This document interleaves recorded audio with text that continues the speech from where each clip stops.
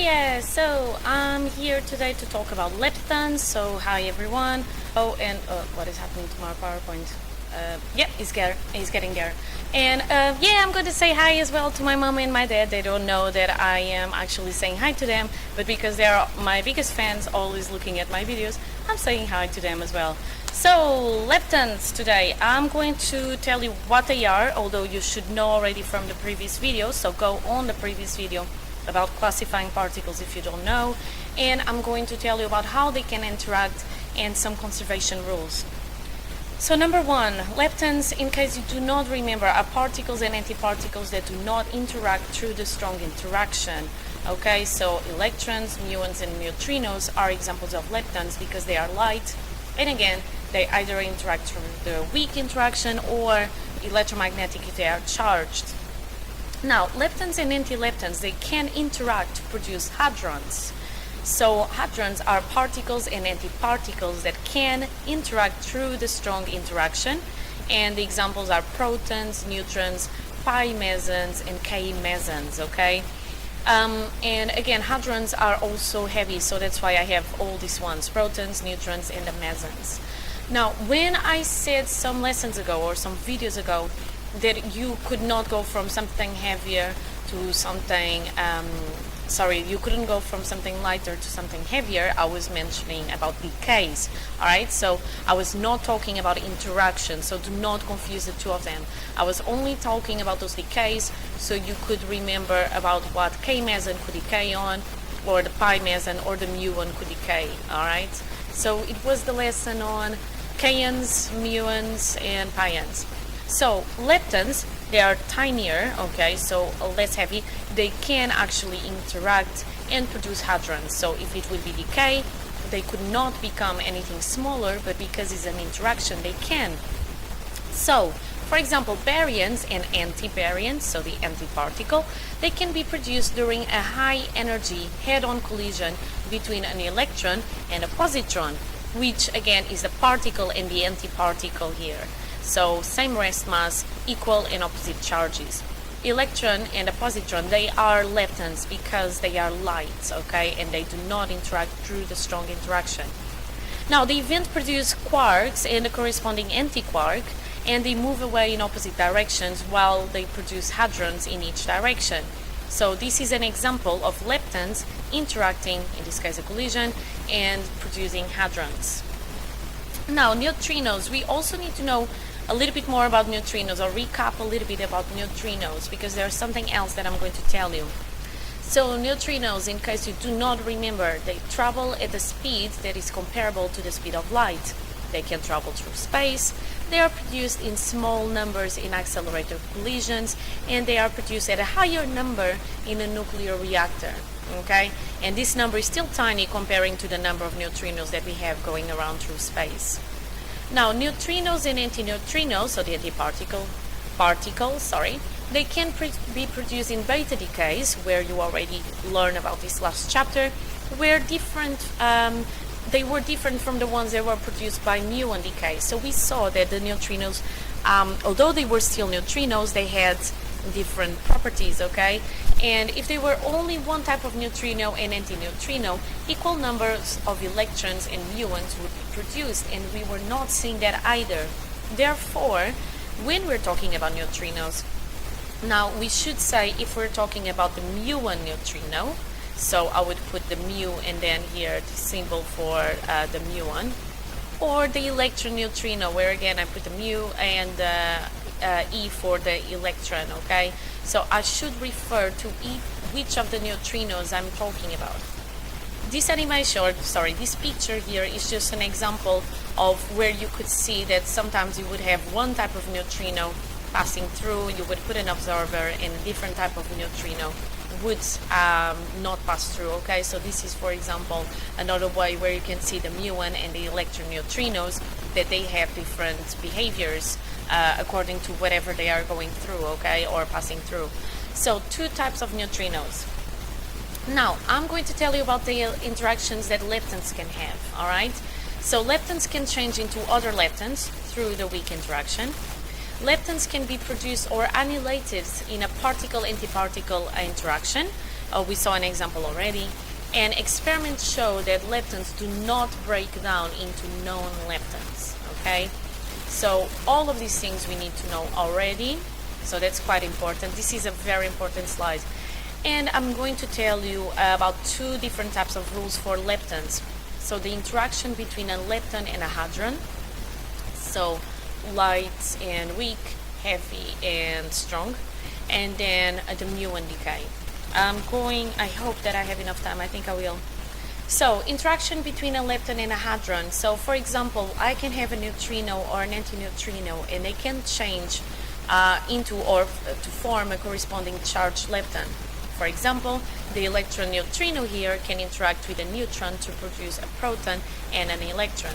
So here I go, electron neutrino, and I have here the neutron, and then they give the proton and the electron. So this interaction can happen. However, an electron neutrino and a neutron cannot change into an antiproton and a positron. So here it is, the representation. Electron neutrino plus neutron cannot, so the symbol here is saying that this is not possible. Go to the antiparticles of these ones that we have in here, which is the antiparticle of the protons, antiproton, and the positron, the antiparticle of the electron. So why and what do we do to figure out if these interactions can happen or not? So whenever you see an interaction such as this, you're going to allocate numbers. In this case, lepton numbers, okay? So anything that is a lepton, you put a +1. Anything that is an antilepton, you put a -1. And anything that is not a lepton, you put a 0.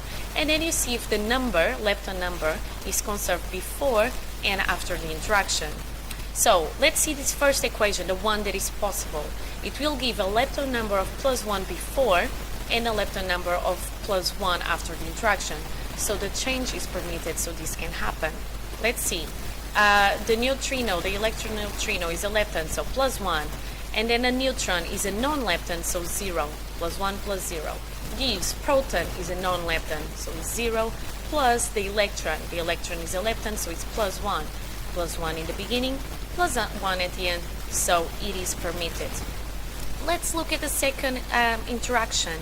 So the second interaction is going to show you that the lepton number before is +1, but the lepton number after is -1. So the lepton number is not being conserved. So this change cannot happen. Let's see again. Electron neutrino, here it is a lepton, so I put a +1. Neutron is a non-lepton, so I put a 0. And then proton, antiproton in this case, sorry, is a non-lepton, 0. And then the antilepton, sorry, the positron, so the antiparticle of the electron is an antilepton, so it's -1. So I have +1 plus 0 gives me 0 plus -1. So lepton number is not conserved, so I cannot have this to happen. So for this, you already know, you need to know really well about particles, antiparticles, leptons, hadrons. So study this stuff. Go to my previous videos. They are in order, so go there and see how you can figure this out. Otherwise, you get completely lost, okay? Now, the lepton number is conserved in any change, and this is known as the lepton conservation law. So it doesn't matter whatever you're having, a decay, an interaction such as this one, lepton number must be conserved. Now the muon decay.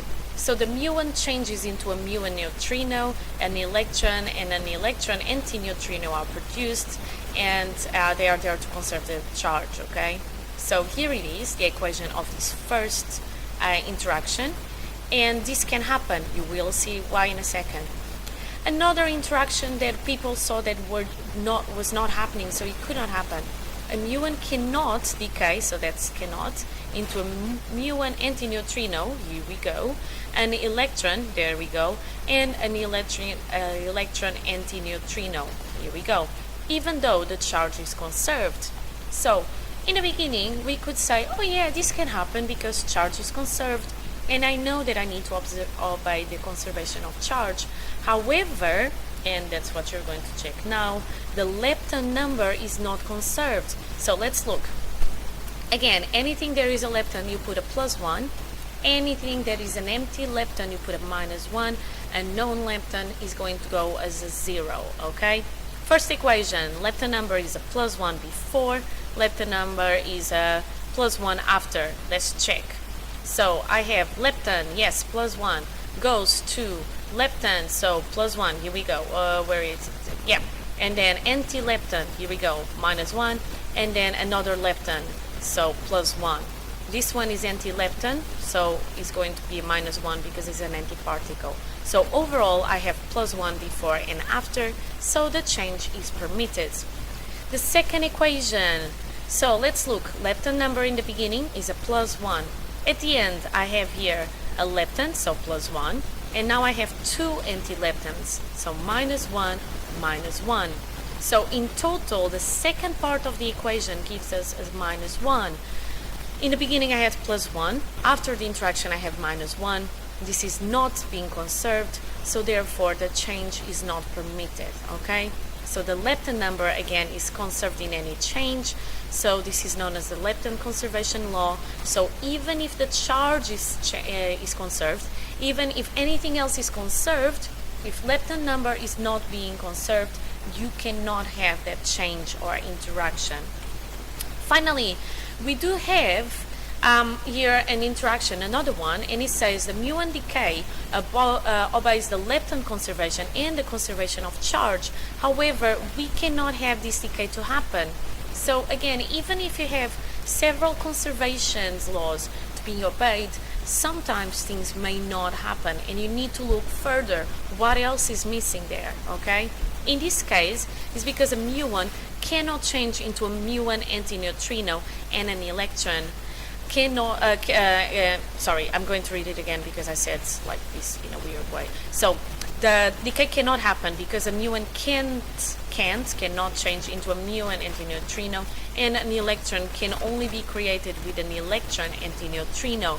Go again to that video 2 videos ago or 3 videos ago called muons, kaons, and pions, and you will see that I have there the decays. You will see that this cannot happen, and therefore, although lepton is conserved, charge is conserved, this change cannot happen. So that's all for now. I hope I did it in the time that I'm allowed to. Let's hope so, and see you next time. Bye!